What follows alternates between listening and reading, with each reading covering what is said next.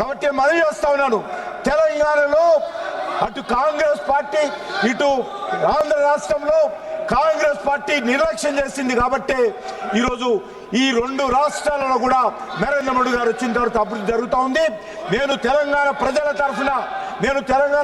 తరఫున ఆంధ్ర రాష్ట్రానికి సంబంధించినటువంటి అమరావతి ఏర్పాటుకు మనస్ఫూర్తిగా మద్దతు ఇస్తా ఉన్నాము. ఖచ్చితంగా అమరావతి కూడా అభివృద్ధి జరగాలి, క్యాపిటల్ కూడా అభివృద్ధి జరగాలి.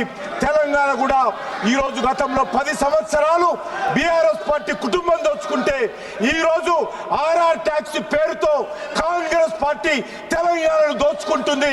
దీని నుంచి ఈరోజు తెలంగాణ ప్రజలు జాగృతం కావాల్సిన అవసరం ఉంది. ఏ లక్ష్యం కోసమైతే తెలంగాణ తెచ్చుకున్నారో 4 కోట్ల మంది ప్రజలు ఆ లక్ష్యం నెరవేరడం లేదు. ఆ రకంగా తెలంగాణలో కూడా కాంగ్రెస్ పార్టీ గతంలో అలవాటులాగా తెలంగాణను దోపిడీ చేస్తూ ఉంది.